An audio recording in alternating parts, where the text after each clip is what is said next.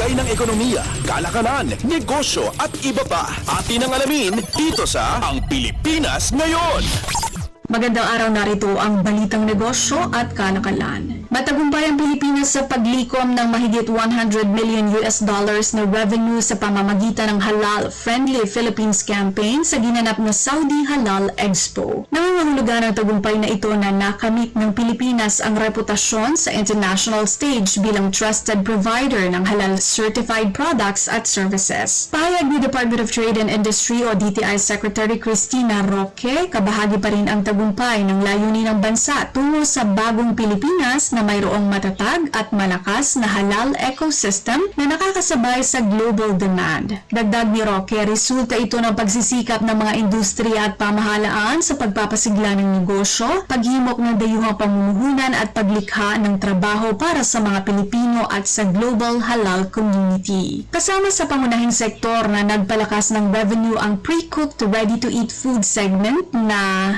nakasecure ng 15 million US dollars deals. Seafood at fish supply sector na may 35 million US dollars sa sales at naabot ang mahigit 200 supermarkets at restaurants sa Saudi Arabia. Samantala, nakapag-arrange ng 1-year estimated contract halal compliant logistics services na tinataya nagkakahalaga ng 5 million US dollars. Ang halal dedicated information technology solutions sector mayroong 38 million US dollars deals para sa marketing, promotion at streamlining ng halal certification processes. Sa ilalim ng liderato ni Secretary Roque, nakamit ng DTI ang tagumpay na ito sa pakikipagtulungan sa mga partners tulad ng Philippine Embassy in Saudi Arabia, Federation of Saudi Chambers, Philippine Consulate General sa Jeddah, Department of Agriculture, BARM, Department of Budget and Management, Bangko Sentral ng Pilipinas at Philippine Halal Export Board.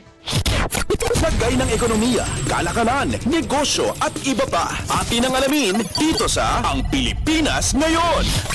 Lumiliit na ang average farm size ng bansa, ngunit dumarami naman ang mga bilang nito ayon sa census ng Philippine Statistics Authority o PSA. Sa pinakahuling ulat nito, sinabi ng PSA na ang average farm size sa Pilipinas ay bumaba sa 77% o nasa 0.83 ektarya noong taong 2022 mula sa 3.61 ektarya noong 1970. Bagamat dumarami ang bilang ng mga farm, binigyang diin ng PSA na patuloy sa pagbaba ang total area ng farm simula noong 1991. Sa datos ng ahensya, bumaba ang total farm area noong 2022 sa 38.2% o 6.16 na milyong ektarya mula sa 10.77 milyong ektarya noong 1991. Mas maliit pa rin ang farm area noong kumpara sa mga naunang taon tulad ng 10.73 milyong ektarya na naitala noong 1980 at 8.49 na milyong ektarya noong 1970. Ayon sa ahensya, dumarami ang mga farm at nakapagtala ito sa pagitan ng January 1 hanggang December 31, 2022 ng 7.43 milyong farms na mayroong crop farm at o livestock at poultry operation. Mas mataas ito sa 5.56 na milyong farms noong 2012. Sa mga rehiyon, iniulat ng PSA na Western Visayas ang mayroong pinakamataas na bilang ng farm noong 2022 na mayroong 779,000 farm. Sakop nito ang total area na 454,000 ektarya.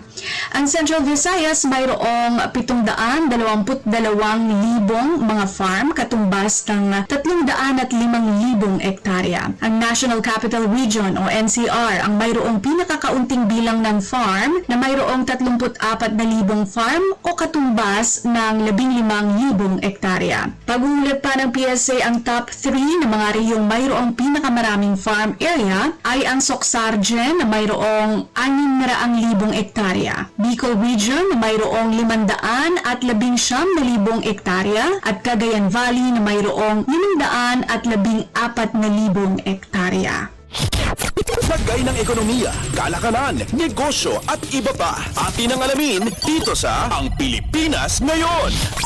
Pangwakas sa ating balitang negosyo at kalakalan, inaasahan ng Philippine hospitality industry na patuloy na lalakas sa taong 2025. Kasabay ito ng pagtutulak ng pamumuhunan sa infrastruktura at reforma sa mga polisiya na siyang nagbibigay ng positibong development sa mga bagong hotel at resort. Pinaplano ngayon ng Lichu Property Consultants LPC ang pagpapalawig ng serbisyo nito sa mga pangunahing paliparan. Kasama na rito ang Manila at Bohol Panglao International Airports, ganun din ang mga bagong ruta sa himpapawid patungong secondary cities. Inaasahan na rin ang pagpapatupad ng panukalang Value-Added Tax o VAT refund system para sa mga turistang dayuhan. May potensyal itong magresulta sa mas mataas na spending para sa hospitality at retail sectors. Sa pagtataya ng LPC, lalawak ang accommodation ng bansa sa 2% ngayong 2025 at magdadagdag ito ng 7,560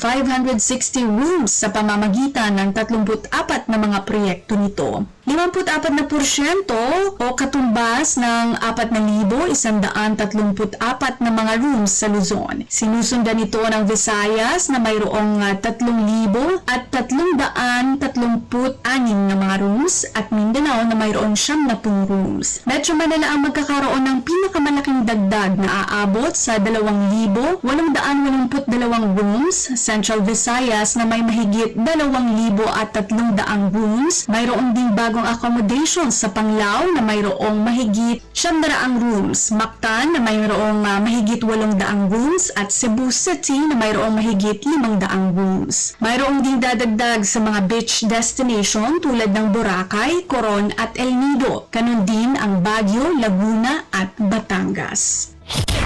Lagay ng ekonomiya, kalakalan, negosyo at iba pa. Atin ang alamin dito sa Ang Pilipinas Ngayon. Atin ang ating balitang negosyo at kalakalan, ito si Bea Gaza de Guzman para sa Radyo Pilipinas World Service. Lagay ng ekonomiya, kalakalan, negosyo at iba pa. Atin ang alamin dito sa Ang Pilipinas Ngayon.